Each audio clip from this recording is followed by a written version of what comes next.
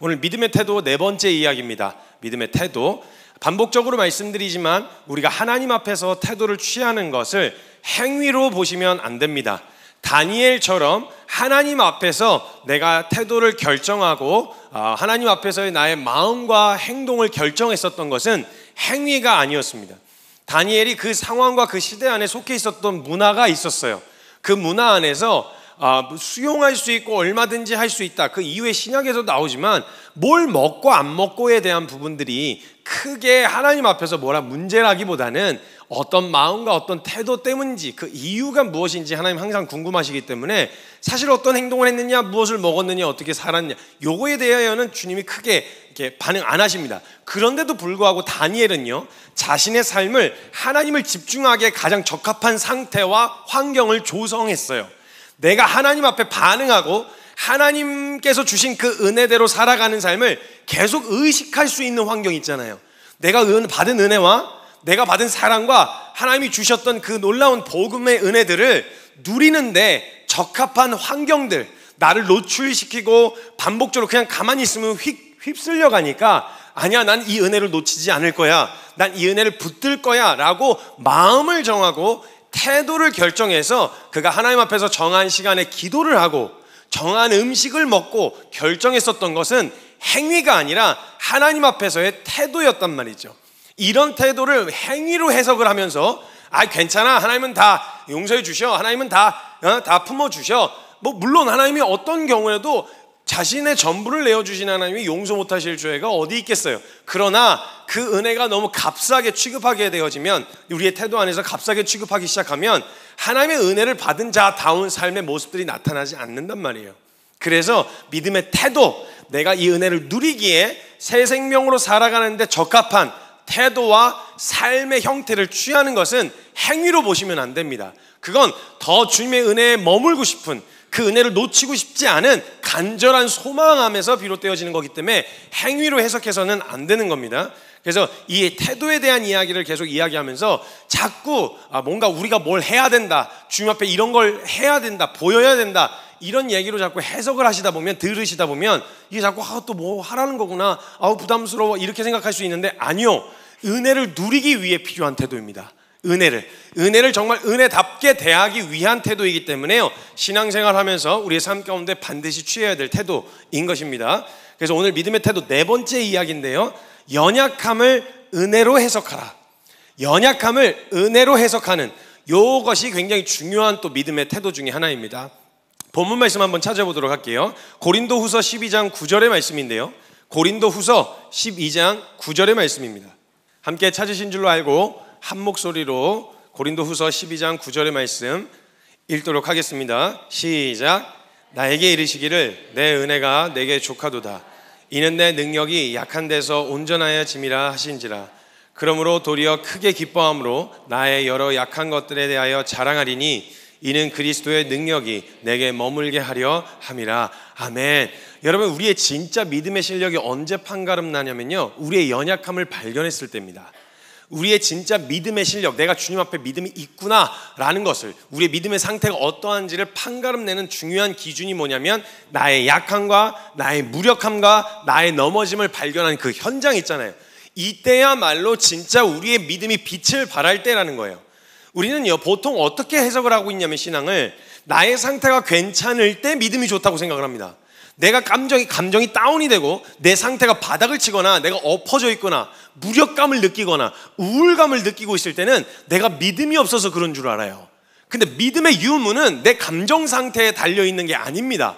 이런 식으로 자꾸 해석을 하다 보니까 내가 항상 최상의 컨디션을 유지해야만 하는 거죠. 감정이 늘 좋아야 돼. 그리고 내 상태가 늘 좋아야 돼. 늘 열심과 에너지가 넘쳐야 되고 늘 하나님을 향한 어떤 그런 간절한 소망함이 내 안에서 들끓어야 돼. 만약 이게 식으면 난 믿음을 잃어버린 거야, 하나님을 향한 신앙을 잃어버린 거야. 이렇게 해석을 하다 보니까 다운이 되는 걸 못 견뎌해요. 제가 늘 반복적으로 말씀드렸자면요, 하나님은요 나의 상태와 상관없이 모든 나의 상태, 나의 연약함, 나의 강함 이런 거하고 전혀 상관없이 어느 때라도 누릴 수 있는 은혜를 다 준비해 놓으셨습니다. 그러니까 완전한 은혜라는 거예요. 내가 잘 나갈 때만 누릴 수 있는 은혜라든지 내가 상태가 괜찮을 때만 누릴 수 있는 은혜가 아니고 내가 상태를 바닥을 치고 있을 땐 더 깊은 은혜, 더 깊은 사랑을 경험하게 해주시는 완전한 은혜를 준비해 놓으셨단 말이에요. 그래서 늘 말씀드리지만 빠르게 달릴 때 보이는 것들이 있습니다. 빠르게 달릴 때는 저 멀리 있는 거, 가까이 있는 거 보면 어지러워요. 그래서 빠른 속도로 갈 때는 저 멀리 있는 것들을 보게 하시고요, 천천히 걸을 때만 보이는 게 있어요. 천천히 한 걸음씩 걸을 때만 보이는 은혜들이 있어요. 그래서 하나님 나라를 위해서 막 내 열정이 넘치고 이럴 때는요, 하나님 나라 이러면 막 심장이 뛰고요, 부흥 이러면 막 심장이 뛰고요, 막 다음 세대 막 이러면 심장이 뛰고요, 열방 이러면 막 심장이 뛰어요. 근데 내 상태가 바닥을 치잖아요. 그럼 그런 얘기 하나도 안 들어요. 멀리 있는 게 안 보여요. 눈앞에 있는 게 너무 버거워서 무슨 하나님의 나라, 내 나라 살기도 힘든데 무슨 하나님의 나라, 무슨 다음 세대, 우리 세대가 죽게 생겼는데 무슨, 그리고 뭐 남의 가정 뭐 이거 돌볼 게 어딨어, 우리 가정이 죽게 생겼는데 지금, 이런 상황에서 멀리 있는 걸 아무리 이야기하고 큰 하나님의 어마어마한 주제들, 그 나라의 비전과 꿈들을 얘기해도 안 보여요. 그런데요, 그런 상태에서만 또 보이는 정말 세심한 하나님의 은혜들이 있단 말이에요. 그런 상태에서만 보이는데 문제는 그때에는 누릴 은혜가 없다 이렇게 여겨지니까 이 마음의 상태를 끌어올리기 위해서, 이 마음의 상태를 별짓을 다 하는 거예요. 은혜로 그 시간을 못 누리고 그 시간을 빨리 벗어나야 돼. 이것으로부터 해방되어야 돼. 다시 내 감정이 업이 돼야 돼. 내 마음에 불이 다시 일어나야 돼. 자꾸 이런 식으로 해석을 하게 되어지니까 우리 신앙이 고단한 거예요. 어떻게 열정적이기만 합니까? 어떻게 우리의 가슴이 뜨겁기만 합니까? 어떻게 우리의 마음이 막 하고 싶은 그 비전과 부흥의 심장이 뛰기만 하겠습니까? 오늘 내 앞에 펼쳐진 문제 때문에, 아니 팔 하나만 다쳐도, 몸살 하나만 나도 하나님 나라고 나발이고 아무것도 생각이 안 나요. 오로지 빨리 그 막 벗어났으면 좋겠다 이런 생각들. 제가 목을 쓰는 이제 보통 사역을 하다 보니까 제가 목감기나 편도가 이렇게 붓고 나면요 끔찍해요. 그 상태로 계속 말을 해야 되거든요. 그냥 멀쩡해도 괜찮은데 그러면요 어떤 생각이 드냐면 막 그 설교 가서 다음 세대 그래 살려야 돼 막 이런 생각 안 들고요, 빨리 끝내자, 빨리 끝냈으면 좋겠다 이런 생각이 들 때가 있어요. 실제로 너무너무 힘들어서 막 어마어마한 비전에 내 가슴이 심장이 뛰고 막 흥분되어지는 이런 일이 나타나지 않을 때도 있어요. 많아요. 그러나 희한하게 그 시간 가운데서 또 주시는 은혜들이 있단 말이에요. 근데 그때에도 주시는 은혜가 있고, 업이 됐을 때 주시는 은혜가 있고, 차가울 때 주시는 은혜가 있고, 뜨거울 때 주시는 은혜들이 있는데, 문제는 뜨거울 때만, 내가 업이 됐을 때만, 상태가 괜찮을 때만 은혜가 있다고 여기고 생각되어지니까 그 내 마음이 낙심이 되어졌을 때에 그때 주실 은혜를 못 누리게 되어지는 거예요. 그래서 항상 최상의 컨디션을 유지하려고 하는 거죠. 거기에다가 집중하는 거예요. 근데 우리 인생에 있어서 말씀드렸던 것처럼 내 상태가 어떻게 항상 업된 상태로 살아갈 수만 있겠어요? 반드시 건강의 이슈나 예기치 못한 수많은 상황들로 인해서 우리의 감정, 우리의 상태는 기복이 있을 수도 있어요. 근데 그럴 때마다 나의 믿음도 함께 기복이 오게 되어지는 거예요. 그러면 굉장히 불안한 신앙생활을 하게 되어지는 거죠. 믿음이 필요한 순간 믿음을 써야 할 때 써야 하는데, 정작 믿음이 필요하고 써야 할 때는 믿음이 없다고 해석하고, 믿음이 필요하지 않은 순간에는 오히려 믿음이 좋다고 해석을 해버리면 우리가 믿음을 통해 누리게 되어질 은혜를 놓치게 되어지는 거죠. 여러분, 정말 믿음이 필요할 때가 언제예요? 우리가 죄인 되었을 때 그리스도께서 우리를 위하여 죽으심으로 하나님께서 우리에 대한 자신의 사랑을 확증하셨다. 로마서 5장 8절에 얘기하잖아요. 그럼 이 말씀을 믿을 수 있는, 이 말씀을 믿어야 되는 상태는 언제예요? 내가 죄인 되었음을 발견했을 때 아니겠어요? 나의 무력함, 내가 주님 앞에서 멋진 신앙의 모습과 믿음의 걸음을 옮기고 싶었는데 그러지 못해 주저앉은 그 순간이야말로 나같이 소망 없는 죄인을 사랑하셔서 하신 하나님의 은혜를 믿어야 될 때잖아요. 그때야말로. 근데 그런 상태에 확 휘말리면 나는 소망 없어, 난 죄인이야, 나는 안 돼, 하나님은 왜 날 사랑하셔, 내가 하나님이 날 사랑하시는지 모르겠어, 이렇게 그냥 주저앉아서 그 하나님이 주시 그때라도, 아니 그래서 오히려 그래서 사랑하시고 그래서 복음을 주시겠다고 하신 이 내용이 성경 곳곳에 있는데 정작 믿음을 써야 할 때는 믿음을 못 쓰는 거예요. 난 믿음이 없어 이렇게 해석을 해버리는 거죠. 그리고 믿음 안 써도 될 때 있잖아요. 그냥 가만 냅둬도 열정이 넘쳐. 그럼 믿음이 좋아서 그런 게 아니라 그냥 업이 된 거예요. 갑자기 무언가에 꽂혀서 또 그냥 그게 막 하나님 나라에 대해서 막 이야기할 때 그게 막 어떻게 주님을 향한 믿음 때문에 갑자기 막 불이 일어난 게 아니라 어쩔 때는 업이 될 때가 있어요. 주님을 향한 믿음이 있는데도 다운이 될 때가 있다고요. 근데 우리가 자꾸 그 믿음이 필요한 순간에 정작 믿음을 써야 되는 순간 있잖아요. 정말 나의 소망 없음을 발견했다면, 나의 무력함을 발견했다면 그때야말로 너의 약함 가운데서 내가 강함이 되어주겠다는 말씀을 믿어야 될 때이잖아요. 근데 정작 그때는 믿음이 없다, 난 믿음이 없네, 이런 생각을 하고 그 자리에 머물게 되어지는 거죠. 놓치게 되어지는 거예요. 그러니까 거기서 받을 은혜는 다 놓치고 다시 회복돼야 돼. 빨리 다시 이거 회복해야 돼. 컨디션을 회복해야 돼. 여기에만 집중을 하게 되어진다는 거예요. 그래서 대부분의 경우 신앙생활을 헷갈려하고 어려워지는 이유가 뭐냐면 복음을 들었어. 그리고 복음에 대한 감격과 은혜에 대한 감격이 있어. 없는 게 아니야. 근데 그걸 경험했는데도 불구하고 발견되어지는 나의 연약함을 마주하게 되었을 때 있잖아요. 분명 복음 너무 좋아. 실제로 너무 감격이 돼. 그리고 그게 너무 큰 은혜야. 근데 혈기를 다스리지 못하는 내 모습을 봤을 때, 너무 은혜가 감격이야. 주님 진짜 사랑하지 않는 게 아니야. 근데 넘어졌을 때, 복음에 대한 은혜도 있고 막 헌신하고 싶은 마음도 있어. 그런데 내 사랑이 없는 내 모습을 발견했을 때 있잖아요. 이때 헷갈려요. 헷갈리는 거예요. 난 분명 복음에 대한 은혜에 대한 감격이 있는데도 불구하고 왜 사랑이 안 되지? 왜 용납이 안 되지? 왜 품지 못하지? 왜 혈기를 다스리지 못하지? 왜 이런저런 거에 자꾸 넘어지지? 이런 생각들이 자꾸 찾아 들어올 때, 이때 해석을 잘 못하면, 성경적으로 해석을 못하면 헷갈리게 되고 방황을 하게 되어진다는 거예요. 사람은 연약함이 없을 수가 없습니다, 여러분. 사람은 연약할 수밖에 없어요. 오해하지 마세요. 뒤에 한 번 더 찝겠지만 이게 변명거리가 되어서는 안 됩니다. 나는 연약해요 라는 말이, 이 연약함이라는 것이 우리의 결론이고 그게 끝이었으면 그럼 우린 연약해요, 어쩔 수 없어, 이 얘기를 하겠지만, 어쩔 수 없는 우리에게 준비하신 은혜가 있기 때문에 절대 거기서 결론을 내리시면 안 된다는 거예요. 사람은 연약하지 않을 수가 없습니다. 가령 은혜를 알고도 미운 사람이 생길 수도 있죠. 아니, 은혜를 받았으면 모두가 다 사랑스러워야 되고 모두를 다 품을 수 있게 되어진 이런 마음이 생기면 얼마나 좋겠습니까? 근데 분명 은혜를 안 받은 게 아니고 거짓말이 아니야. 실제로 너무 큰 은혜를 받았는데 용납이 안 돼, 안 품어져, 이런 사람이 생길 수 있고요. 자연스레 사랑하고 어떤 누구를 향한 긍휼한 마음과 품고 싶은 마음이 찾아 들어오면 좋은데 그렇지 않을 때가 있단 말이에요. 그렇기 때문에 우리에게서 나타나는 연약함은요, 죄송합니다만 불가항력적인 겁니다. 내게서 찾아 들어오는 그 마음, 생각들, 그리고 우리의 연약함, 성경에 합당하지 않은 반응들이 우리에게서 나타나는 건요, 불가항력적인 영역이에요. 그게 스스로 해결할 수 있었으면 예수님이 괜히 죽으셨죠. 우리 스스로 해결할 수 있는 거였으면. 불가항력, 그걸 잘했다거나 괜찮다는 말은 아닙니다. 문제는 이걸 괜찮다고 생각할 때, 그래서 괜찮아, 연약한데 어떻게, 이렇게 머물러 있고자 하는 태도로 결론을 내렸을 때가 문제가 생기지, 그 연약함 자체가 문제는 아닙니다. 오히려 이것 때문에 더 깊은 은혜를 누리게 되어질 수도 있다는 거예요. 자연스레 찾아오는 죄인이 가지고 있는 본성의 반응을 자체를 차단은 못합니다. 그것으로 인해 넘어지는 일이 발생하기도 합니다. 근데 우리는 믿음을 어떻게 이해하고 해석을 하냐면, 그런 것들, 그런 요소들, 감정적 반응들 있잖아요. 누군가에 대한 미움, 시기, 질투, 그리고 내가 해왔던 습관들에 대한 어떤 넘어짐, 욕구, 이런 것들. 근데 믿음을 이런 욕구를 차단하는 용으로 쓰려고 그래요.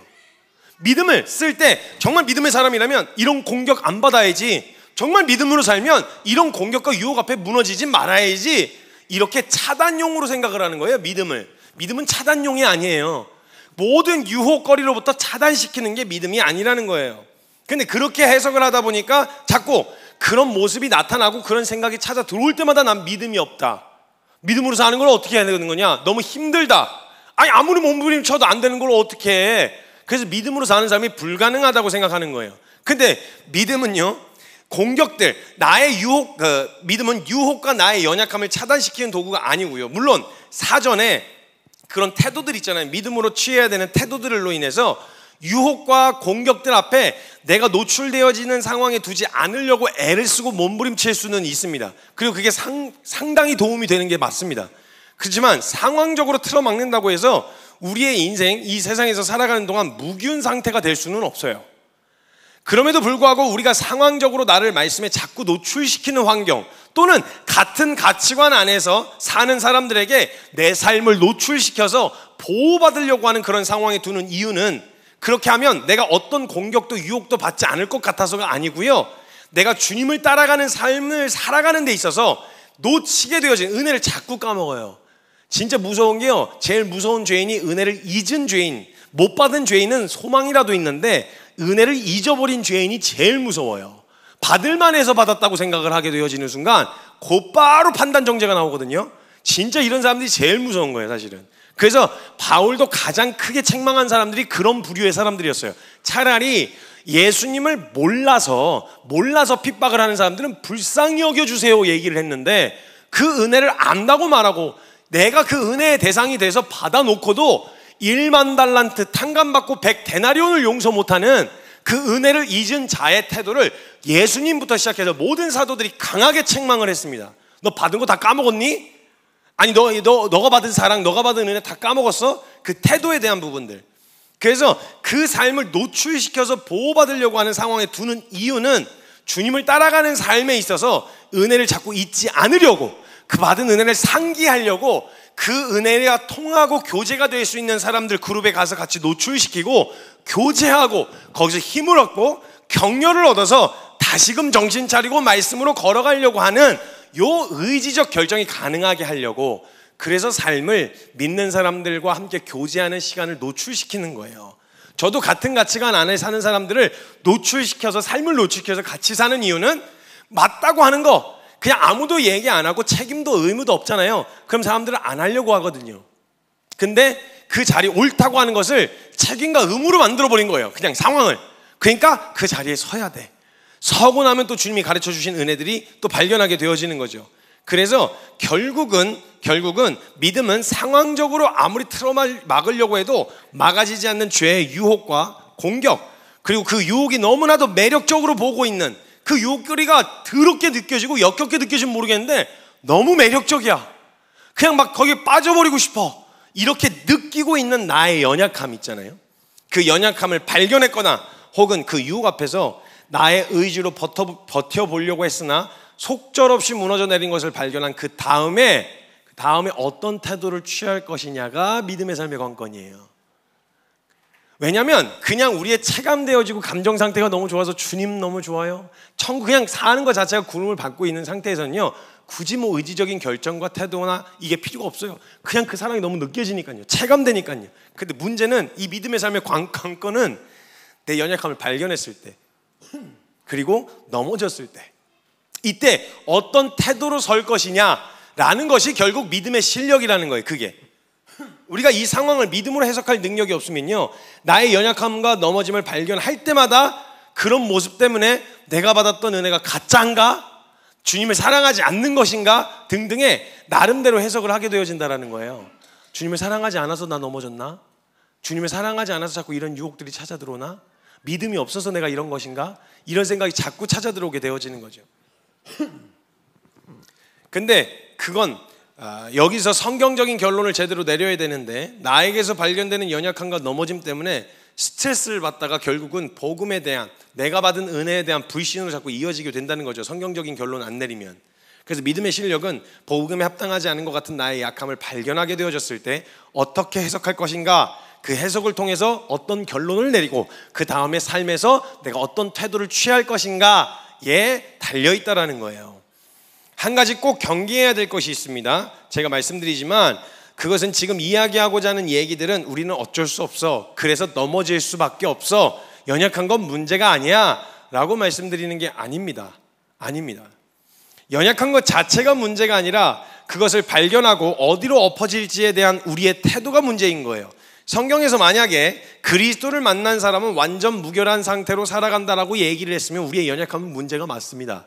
성경에서 예수 만났어? 복음 만났으면 완전 무결, 흠이 없는 상태로 살아갈 거야 라고 이야기를 했던 거라면 우리의 넘어짐 혹은 우리의 유혹 앞에 노출되어지는 우리의 감정적 반응들, 이런 거 다 문제가 맞아요. 근데 성경에서는 그렇게 이야기하지 않았어요. 그런 연약함이 찾아 들어온다, 그런 유혹과 공격들이 계속 온다, 너가 죄인으로서 살던 삶의 습관 때문에 발목에 족쇄처럼 채워서 널 자꾸 잡아 끌 거다, 네 마음이 자꾸 그리로 끌려갈 거다 라고 하는 인간의 반응들에 대해서 계속해서 성경에서 이야기를 했어요. 그 문제, 우리에게 찾아들어온 생각과 유혹 앞에 반응되어지는 내가 문제가 되는 게 맞지만 성경에서는요, 우리의 연약함과 유혹 앞에서의 그 무력함을 알고 있습니다. 알고 있어요. 그래서 스스로는 못 지킨다. 너 그런 공격과 유혹이 찾아들어왔을 때 너의 의지로서는 못 가. 그래, 이 길밖에 없는 줄 알고 가다가 이 길이 생겼다는 걸 알게 됐어. 그래서 방향을 틀어서 이 길로 들어선 건 알겠는데 이 길을, 그래, 이 뒤도 돌아보지 말고 이 길을 가야 돼. 너의 의지나 노력과 최선으로는 이 길을 끝까지 못 간다. 갈 수가 없다. 이 얘기를 성경에서 하고 있다니까요. 성경에서 이야기하고 있어요. 심지어 그렇게 큰 은혜를 받았던 사도 바울마저도 그 약함과 항상 싸우는 거예요. 자기 안에 찾아들어온 정죄, 판단, 그리고 넘어지고 싶은, 스탑하고 싶은 유혹과 무기력함 앞에서 반응되어진 자신의 모습을 발견했었단 말이에요. 근데 성경에서는 그걸 알고 있지만 그 알고 있는 것으로, 성경에서는 그 연약함을 알고 있는 것으로 끝나는 것이 아니라 그것을 도와서 복음에 합당하게 반응하고 살아가도록 돕는다고 하셨어요. 성령 하나님이, 예수님이 가시고 나서 너희 안에 보혜사 성령이 오실 것인데 너희로서는 안 돼. 너희의 노력과 최선으로 못 버텨. 그래서 내가 돕는 일을 보낼 거야. 그게 보혜사 성령이야. 그 성령 하나님이 너가 까먹고 다시 돌아가려고 하면 정신 차려 깨우쳐 주실 거고, 너가 이 걸음을 걸을 때 잘하고 있어, 같이 한 걸음 옮겨보자 하고 한 걸음을 뛰고 걷게 하실 거고, 그 걸을 끝까지 지켜주실 거야. 그래서 보호하신다고 말씀하시고 돕는다고 하셨어요. 그러면 우리의 연약함을 발견하게 되어졌거나 넘어짐 앞에 서게 되어졌을 때 있잖아요. 그때 성경에서 그게 다였다면은, 성경에서 얘기한 그게 결론이 다니까 그게 끝일 텐데, 우리가 믿는 내용의 성경이 그때에, 유혹이 찾아 들어왔을 그때에, 넘어졌을 그때에, 너의 무력함과 연약함을 발견했을 그때에 내가 이렇게 도울 거야 라고 말해놨다면, 진짜 그때야말로 우리가 믿음을 써서 그런 나를 도우시는 주님을 경험하고 믿어야 될 때가 아니냐는 거예요. 근데 왜 거기에 믿는 내용이 분명히 다 준비되어 있는데 내가 또 뭔가를 해야 되는 것처럼, 또 내가 그 앞에서 뭘 어떻게 애써서 돼야 되는 것처럼, 그러기엔 난 힘이 없어요. 그러니까 그 무력한 걸 안다니까요. 내가 여기서 다시 일어나야 되는 거 알아요. 그래요, 사랑해야 되는 거 알아요. 그래요, 용서해야 되는 거 알아요. 옳은 것을 선택해야 되는 거 알아요. 아는데 힘이 없어서 못해요. 그러니까 그 힘이 없는 것까지도 알고 계시다니까요. 그래서 도우신다잖아요. 그럼 그 도우시겠다는 말씀을 믿어야 되는 순간이 그때인데, 그때 믿음을 안 쓴다니까요. 정말 믿음을 써야 되는 순간에 평상시야 별 문제가 없을 때는 믿어, 나 너 신뢰해, 나 진짜 너 신뢰해 라고 생각할 텐데, 정말 모든 사람이 의심하고 있을 그때에 그 상황이 되어야 이 사람에 대한 내가 신뢰를 가지고 있는지가 확인이 되는 순간이죠. 그때 증명해야 되잖아요. 근데 평상시야 다 믿는다 그랬을 때 그냥 너 믿어, 나 믿어 이렇게 얘기할 수 있는데, 진짜 믿을 수 없는 것 같은 상황일 때 그때 증명되어지고 그때 써야 되는데, 문제는 그때는 안 쓴다고요. 평상시 걸어갈 때는 별 믿음 없이 그냥 걸어가도 되는데, 홍해 앞에 섰을 땐 홍해를 가르칠 주님을 믿어야지요.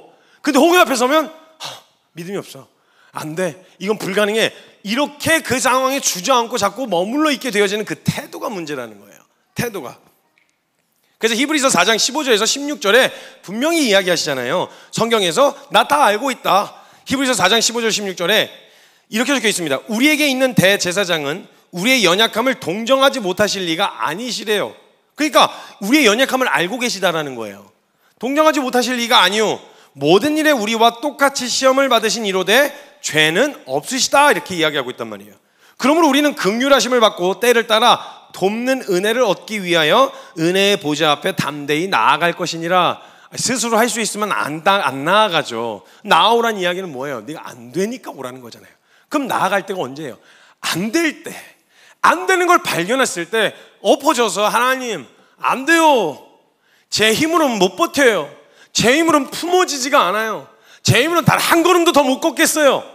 그때야말로 진짜 하나님이 인도하시고 붙드시는 은혜를 경험할 순간이 아니냐는 거죠. 근데 그때를 다 놓치는 거예요. 빨리 얼른 회복돼야 돼, 빨리 어떤 감정이 다시 회복되어지고 내 상태와 컨디션이 다시 돌아와야 돼, 이런 생각들을 자꾸 갖고 신앙생활을 하게 되어지니까 정작 누려야 될 은혜를 다 놓치고 있는 거죠. 연약함이 무너질 이유가 아니고요, 내게 예수가 필요하다는 것과 예수를 더 붙들어야 되는구나, 예수 앞에 더 나아갈 이유가 되어지고, 그 연약함을 통해 내려지는 결론이 복음에 대한 불신이 아니라, 복음 아니었으면 정말 큰일 날 뻔했네, 복음 없었으면 정말 내 인생에 소망 없었겠네, 얼마나 소망 없는지를 발견하게 되어져서 소망이 되는 복음을 더욱 붙잡게 되어지는 결론으로 가셔야죠. 그래서 연약함을 발견하는 것도 은혜입니다. 주님이 그게 연약함이라고 말하는 사람들은요, 그래도 양심이라도 있는 거예요. 그 연약함인지도 대체적으로 모르고요, 이게 왜? 이게 뭐가 잘못됐는데? 라고 하는데, 그래도 말씀 앞에 노출되면요, 이러면 안 되는데, 이거 아닌데, 이런 생각이 찾아 들어올 때가 있어요. 근데 거기서 끝나면 주님이 주신 은혜 하나도 못 누리십니다. 어디까지 가야 되냐? 그런 상황에서 안 되네, 못 가겠네, 더 이상 해볼 수가 없네, 난 죄인이네, 난 소망 없네. 그래서 예수가 있는 게 얼마나 감사한지, 그래서 준비해 놓으신 은혜가 있는 게 얼마나 감사한지, 그래서 소망이신 예수님 아니었으면 어떡할 뻔했나. 오히려 나의 연약함이 예수를 더 강하게 붙들게 되어질, 오히려 나의 부족함과 넘어짐이 주님 앞에 더 엎어지게 만들 명분이 되어지고 이유가 되어질 수 있다면요, 연약함마저도 은혜예요. 그래서 주님이 따로 연약함과 우리의 그것을 거두어 가시지 않는 이유, 제가 연약함을 거두어 가시지 않는 이유라는 설교에서 말씀을 드렸습니다. 이게 믿음의 태도에 굉장히 중요한 태도이기 때문에 한 번 더 강조해서 말씀을 드리는 거예요. 그래서 우리의 연약함을 발견했을 때 있잖아요, 그때야말로 복음의 진수를 경험하실 수 있습니다. 죄인 되었을 때에, 우리가 소망 없는 죄인일 때, 아무리 내가 선해 보려고 몸부림쳤지만 될 수 없는 나를 발견하게 되어진 그때야말로 복음의 진수와 은혜의 진수를 알 수 있는 절호의 기회라는 거예요. 그래서 여러분, 연약함을 그냥 놓치시면 안 돼요. 무기력하게 주저앉아 있다가 그냥 넘어가시면 안 돼요. 그때 누리실 수 있는 애들 찾아 드셔야 된다는 거예요. 그래서 하나님께서 우리의 연약함을 거두어 가지 않으시고 마주하게 하시고 부딪히게 하시지만, 그렇다고 넘어지는 걸 바라시는 건 아니에요. 넘어지기 전에 나의 혼자의 의지로는 이겨낼 수 없음을 알고 오히려 붙드시는 은혜, 말씀 그 자리에 더 절박하게 매달리는 것을 원하시죠. 그래서 저는 그리스도인의 성화에 대해서 제가 정리한 개념은요, 보통 성화에 대해서 이야기할 때 날마다 내가 거룩하게 되어진다, 내가 상태가 더 괜찮아진다, 이렇게 보통 이해를 할 때가 있어요. 그리스도인의 모습을 합당하게 이렇게 바뀌어가는 거, 그게 좀 도덕적인 성품, 인격, 다듬어진 이런 걸로 생각되어질 수 있는데요, 그게 부수적인 열매이긴 하지만 핵심은 아니라고 봅니다. 저는 그리스도인의 성화는요, 제가 시간이 지나고 나이를, 죄송하지만 그래도 하루하루 이렇게 시간이 지나면서 경험이 많아지고 나이를 먹어가고 책임을 져야 되는 상황들이 계속 생길 때마다요, 예전에는요 단순 무식하게 그냥 했거든요. 근데 무식하게가 안 돼요. 겁이 더 많아졌어요. 아니, 저는 시간이 지나서 주님을 향한 확신이 더 생기면 더 막 저돌적이고 더 거침없이 막 가야 된다고 생각을 했는데, 시간이 지날수록 아는 게 많아지니까 겁이 더 생기는 거예요. 한 걸음 걸을 때도 괜찮을까? 이건 저건 이건. 그래도 20대 막 처음 시작했을 때는요, 그냥 가는 거예요. 그냥 들이받아. 그냥 한번 부딪혀서 뭐 깨지고, 벽이 깨지든 내 대가리가 깨지든 뭐 하나 깨지겠지, 일단 깨진다는 나오잖아, 해보자, 이래가지고 그냥 막 부딪혔어요. 정말 막 다 털고 막 정리하고 막 이러면서 과감한 시도를 많이 했는데, 시간이 지날수록 한 번 더 점검해야 되고 또 점검해야 되고 두드려봐야 되고, 이게 두려움이 더 많아지는 거예요. 그래서 저는 주님을 향해 더 과격하고 과감한 시도들이 내 삶에서 앞으로 더 나타날 수 있을까, 이거에 대한 두려움이 생겼었어요. 그러면서 보는데, 그 이후에 성화에 대한 개념을 정리하는데, 날마다 주님 앞에서 성화되어지는 삶이란, 예전에는요, 그 어렸을 때에는 혈기왕성해가지고 내가 한번 해봐, 내가 주님을 위해서 뭔가 한번 해봐, 이러다가 한참 하다가 후드로 깨져가지고, 완전 후드로 깨져가지고 완전 다 털린 거죠. 다 털리고 나서야 안 되는구나, 주님 붙들어야 되겠다, 이랬다면, 시간이 지나면서 그 과정을 계속 경험하니까 성화되어져서 이제는 그냥 주님을 찾는 게 익숙해진 거예요. 뭔 상황만 터져도 내가 해보려고 하는 시도 전에 주님을 찾는 것부터 먼저 하는 거죠. 그래서 되게 볼 때는 무기력해 보이고 되게 무력해 보이는데, 제가 믿기론 성화란 날마다 시간이 지날수록 나의 약함과 연약함을 마주하고 발견하게 되어져서 나에게서 소망을 찾지 않고 주님에게서 소망을 찾는 사람, 이게 삶에서 어떻게 나타나냐? 이전에는 나 혼자 막 해보려고 막 혼자 몸부림치다가 엎어졌다면, 이제는 뭔 상황만 터져? 그러면 일단 엎어지는 거예요. 뭐 상황이 터질라 그래? 그러면 엎어지는 거예요. 터지지도 않았는데 일단 주님 앞에 엎어지는. 그래서 주님을 익숙하게 찾는 사람이 저는 성화되어져 가는 사람의 모습이라고 저는 생각합니다. 저에게 있어 내려주신 결론은 그러했어요. 그러니까 우리의 연약함을 발견했을 때야말로 볼 수 있는 복음의 진수, 경험할 수 있는 은혜, 요걸 보셔야 된다는 거예요. 혹여라도 그렇게 붙들고 애를 썼건만 넘어질 때도 있죠. 근데 그 넘어짐 자체가 아니라 넘어짐 이후에 써야 할 믿음, 그걸 주님이 보여주고 싶은 거예요. 만약 넘어지지 않는 것이 믿음이었다면요, 넘어지는 순간 주님이 그냥 털어버리셔야 돼요. 그냥 제껴버리셔야 된다고요. 버티는 게 믿음이야. 넘어졌어, 너 그거 믿음 아니야. 나가. 너 이렇게 처리를 하셔야 되겠죠. 근데 희한하게 넘어졌는데 즉각적인 대응이 없으시죠, 주님이. 그때 써야 하는 믿음들을 보고 싶으신 거예요. 우리가 서서 달려갈 수 있을 때 쓸 수 있는 믿음들이 있지만 엎어졌을 때 있잖아요. 엎어졌을 때 주님 보고 싶으신 믿음이 있는 거예요. 그러니까 그 자리에서 또 믿음을 쓸 기회를 주시는 거예요. 믿어. 넘어졌을 때 내가 어떻게 하라 그랬어? 너의 약함을 마주했을 때 내가 어떻게 하라 그랬어? 성경에 내가 뭐라 얘기해놨어? 어떻게? 뭘 봐야 돼 그때는?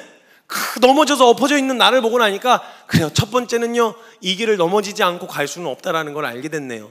두 번째는 그래서 내게 주님이 필요하다는 걸 알게 됐고요.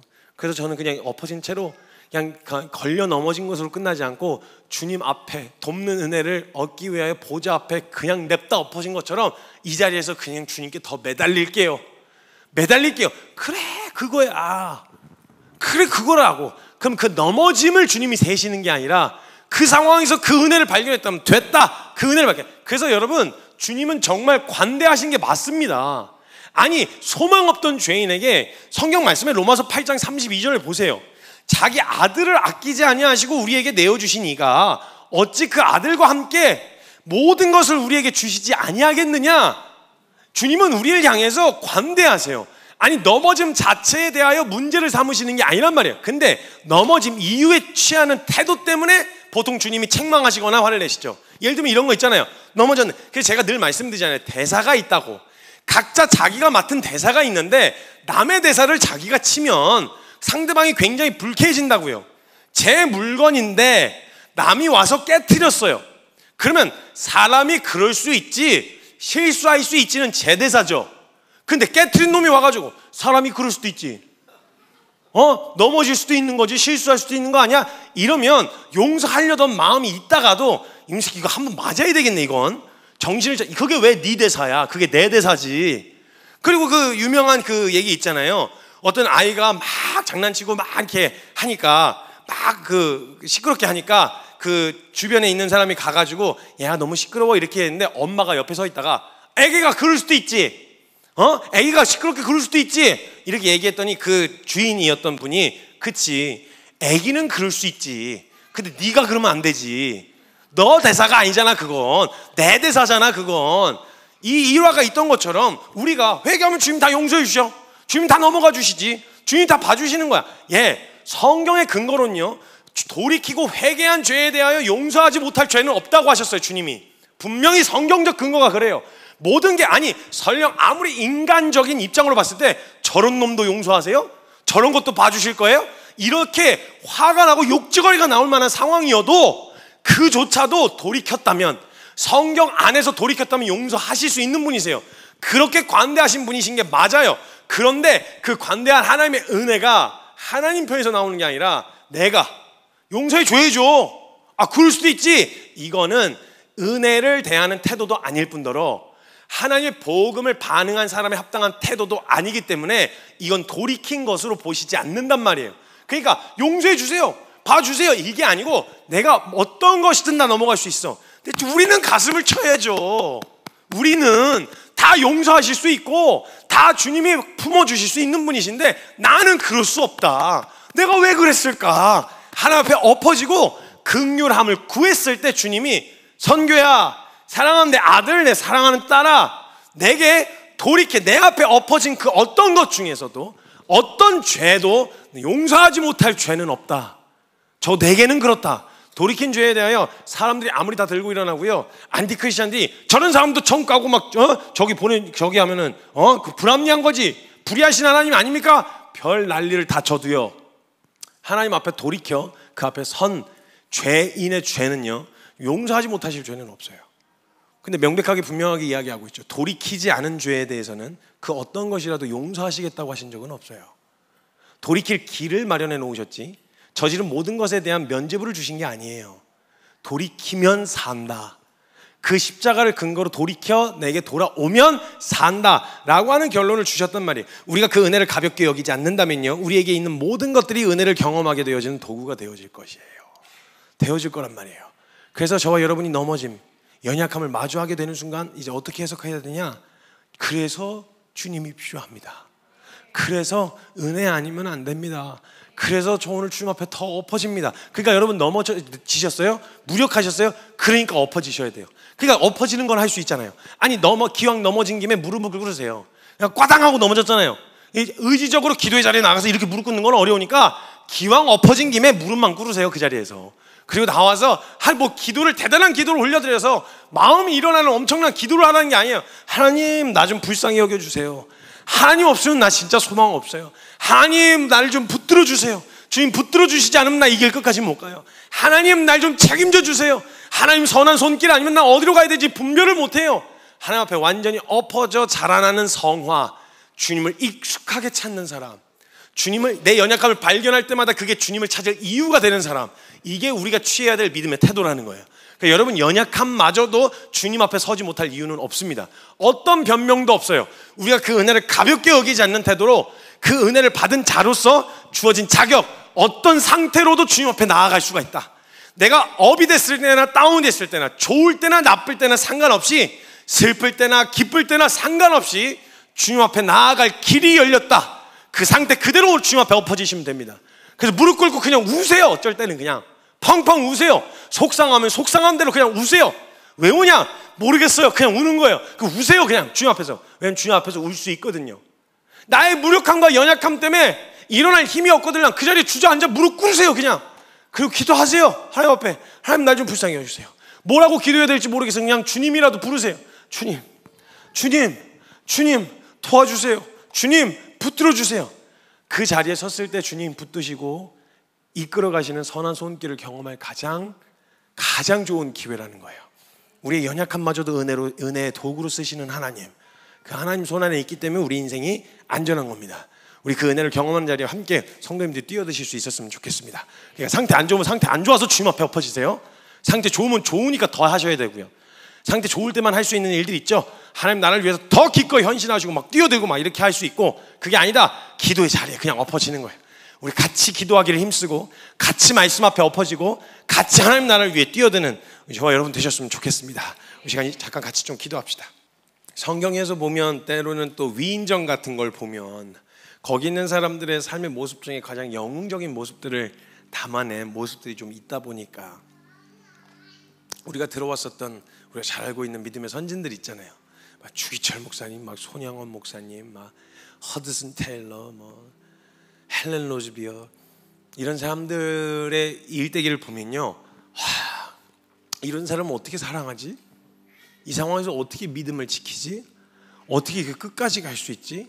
이런 상황에서도 지켜냈다고 하면요, 이게 괴리가 느껴져가지고요, 나는 뭐야? 같은 예수 믿는다 그러는데 난 뭐야? 난 왜 이래? 왜 난 이거밖에 안 돼? 이런 죄책감이 저희가 찾아 들어왔더랬어요.